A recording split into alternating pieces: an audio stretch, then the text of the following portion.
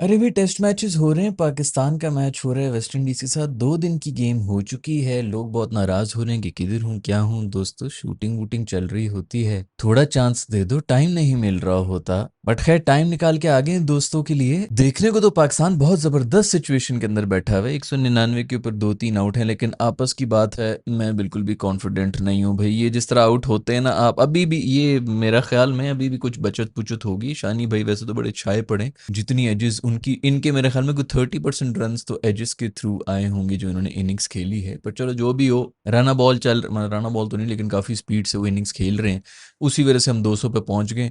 नहीं तो अगर नॉर्मल हम खेल रहे होते जिस तरह हम शेल में खेलते हैं तो भी 120 रन होते, 3 आउट भी होते, और अगला सारा का सारा जो है ना वेस्ट इंडीज़ वाले चढ़े होते कि बस 150 से पहले पहले 2 आउट कर लें तो इनकी टेल शुरू हो जाएगी, और टेल तो हमारी वैसे भी जो है नाराज़ ही रहती है। तो अभी भी खैर, अभी अगर देखा जाए सिचुएशन, तो सिचुएशन अकॉर्डिंग टू एक्सपर्ट्स और जितने भी लोग हैं आपको कहेंगे कि पूरी तरह से पाकिस्तान के हाथ में।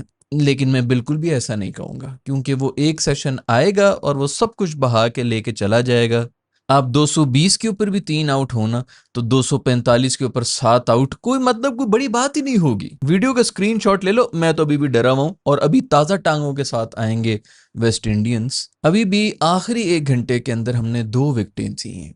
वहां पर ही यार समझ आ गया था भाई कि ये क्या कर रहे हो यार। मतलब एक आपको पता है कि अब पूरा हम दिन सरवाइव कर गए हैं, पूरी तरह से गेम हमारे हाथ में है, तो लगा लो यार, डिफेंस कर लो, सी ऑफ कर लो। एक बॉलर है जो उनका हिला रहा है, बॉल इधर उधर लेके जा रहा है, उसी को विकेट देनी है। और रोज शुरू में तो खैर वो अजान भाई जो आउट हुए हैं, वो बॉल उस वक्त बहुत ही ज्यादा हिल रही थी।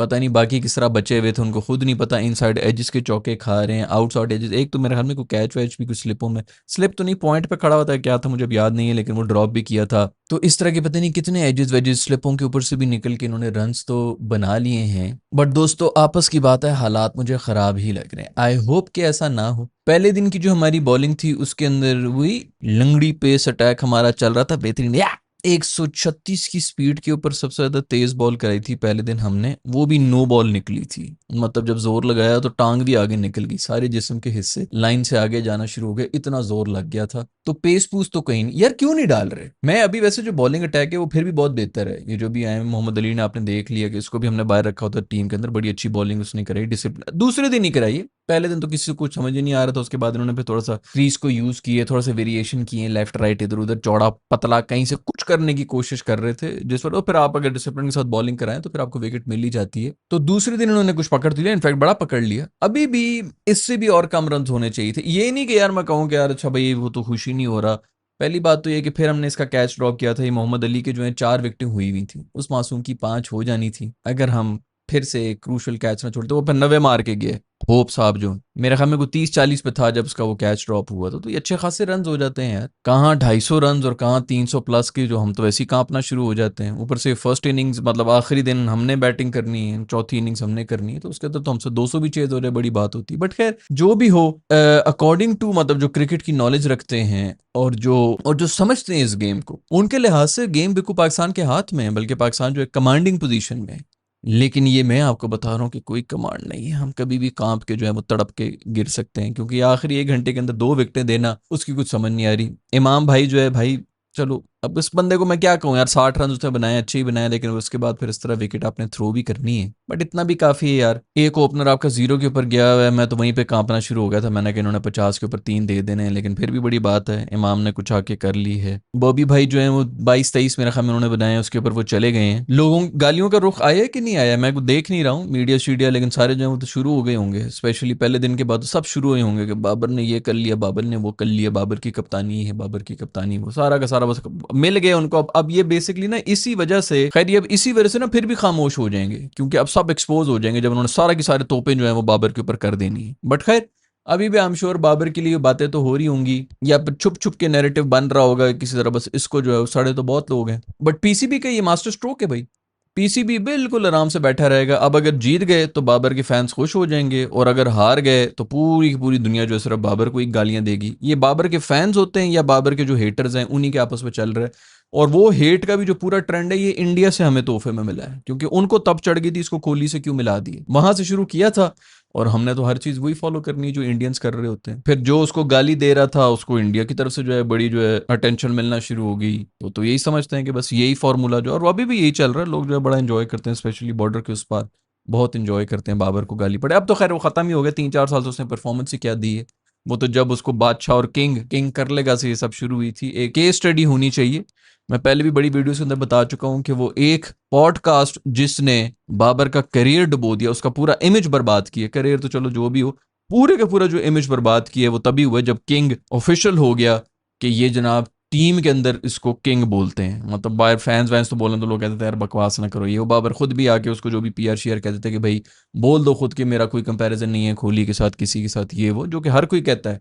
लेकिन टीम के अंदर जो प्रोफेशनल्स हैं वो उसको किंग ही बोल रहे हैं, किंग कोहली कौन, किंग बाबर होता है। वो आपस में लगे, वहां से उसका वो जितना पीआर डैमेज हो सकता था वो हुआ है, उसके बाद से वो रिकवर नहीं कर सका। दूसरी एक पॉडकास्ट थी जिसके अंदर आकिब जावेद ने आके कह दिया था कि पंखे लगा दो, स्पिनिंग विकेट बना दो, ये स्ट्रगल करेंगे। इन दो पॉडकास्ट की वजह से पाकिस्तान क्रिकेट को जितना नुकसान हुआ है ना, इसका हिसाब पता नहीं कभी हिस्ट्री में लिखा जाएगा। इन दोनों पे केस स्टडीज होनी चाहिए। खैर सो किंग को गालियां दो भाई, अगर तो हार गए तो सारी गलती उसी की होगी, अब तो उसने स्कोर भी नहीं की है। बट आई होप कि अभी रिजी भी पीछे खड़ा हुआ है, आगा भी इस वक्त खड़ा हुआ है, दूसरा शानी जो है, शानी भाई मैं कहता हूँ पता नहीं कौन से तावीज़ तुमने दबाए हुए जेब के अंदर, ऐसे को खूबसूरत आउट बचे। ये जो एंड में इसका ये जो एलबीडब्ल्यू हो रहा था वो अंपायर्स कॉल के ऊपर इम्पैक्ट के ऊपर ये बच गया था, वरना उससे क्लियर कोई आउट हो नहीं सकता था। खैर किसी न किसी तरह हमने रिकवर कर लिया। पहले दिन के बाद जो हालात थे उनसे तो बहुत ही बेहतर हो गया, क्योंकि मुझे तो लग रहा था ये 350 से ऊपर ही जाएंगे, उनको 300 पे रोक दिया। दूसरे दिन बड़ी अच्छी बॉलिंग की, कोलैप्स ही कराया एक। सबसे बड़ी बात है वैसे तो टेल टूथ से हमने खाई है, लेकिन फिर भी जो आखिरी 3 विकेटें थी वो 2 ओवर्स के अंदर हमने निकाल दी थी। यही बहुत बड़ा मुआवजा है। हम तो पता नहीं कितने महीनों से टेल से ही कुट्टे खा खा के 150-150 रन तो हम टेल से खा रहे होते थे। 26 के ऊपर 6 आउट थे गालिबन बांग्लादेश के, उसके बाद भी हम वो टेस्ट हारे थे। 26 पे 6 आउट के बाद एक दफा मतलब सोच के ना इंसान परेशान हो जाता है कि इधर से वो टीम हार गई जिसने 6 आउट किए हैं 26 के ऊपर। जी हाँ, वो टीम हम ही थे। उसी से मुझे याद है, सुना है हमारे इंडियंस जो है वो जिम्बाब्वे के ऊपर चढ़े हुए और गले से पकड़ा हुआ है, वो क्या नाम है वो, उसका भी मैंने नाम रख दिया है, वो सूर्यवंशी है ना, उसका नाम है जूरियावंशी। आज के बाद उसने 19 बॉलों के ऊपर 50 मारे हुए थे। अभी भी कल परसों में हमें कुछ 6-6 4-4 करके जो है फिर आउट होके गया है, 15-16 रन बनाए, लेकिन लगातार जो है छक्कों की हैट्रिक और चौकों की हैट्रिक मार रहा है। जूरियावंशी है आज से, ये बड़ी टीमों के सामने तो तेरी चून ही निकली थी। खैर भाई 51 दिन से हमने कोई क्रिकेट नहीं खेली थी। 51 दिन के बाद मतलब तकरीबन 2 महीने के बाद, 2 महीने ही हो गए इनफैक्ट, 2 महीने के बाद कोई मैच आया हमारा, और सिचुएशन उधर ही है। हमने सोचा 2 महीने के अंदर पता नहीं कौन सी गजाएं कुरखे खाएंगे, कौन सी प्रोटीन शेक पी लेंगे सलाजीत खा खा के, तो थोड़ी सी जोर वाली बॉलिंग हमें देखने को मिलेगी। कोई जोर, कोई कुछ भी नहीं नजर आ रहा, लेकिन फिर भी ये बॉलिंग अटैक उससे बहुत बेहतर है। शुक्र है भाई आमिर जमाल को वापस टीम में डाल दिया। अब लोग तो कहेंगे जी उसने जान शर्माई है, बहुत कुट्टे खाई हैं, बिल्कुल खाई हैं। जब वो तकरीबन 2.5-3 साल से बाहर बैठा हुआ तो जंग तो लगेगा ना उसे। पता नहीं लोग कह रहे हैं जी कैदी नंबर 804 वाली टोपी पहनी थी, वो कह रहे थे डिसिप्लिन के इश्यूज हैं, क्या इश्यूज हैं, जो भी हैं भाई। इसी तरह के कैरेक्टर्स होते हैं जिनको आपने फिर मैनेज करना होता है, क्योंकि आपको जो है ना पाकिस्तान में जो सबसे बड़ा डाउनफॉल है ना क्रिकेट टीम का, वो इसलिए कि वो सिर्फ जो जी हुजूरी कर रहे हैं, जो नौकरीबाज किस्म के लड़के हैं, वो आगे टीम के अंदर बैठे हुए हैं। बहुत ताबेदार लड़का है ये, बहुत ताबेदार लड़का है, बहुत आगे जाएगा।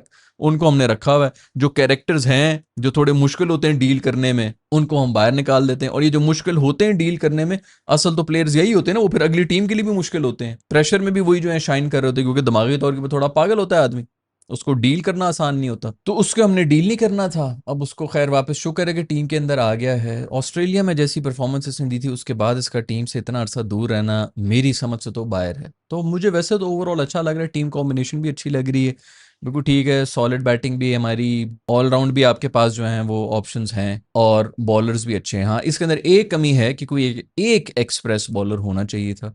वो जो नसीम शाह का भाई है यार, जो 145 वगैरह से ऊपर बॉल कराता है, डाल दो यार। जब इतनी आपने बॉलिंग डाली हुई, आपको पता है कि डिसिप्लिन वाले भी बैठे हुए हैं, तो बीच में एक उसको डाल सकते थे। मेरा ख्याल में वो उसके भी कमी है।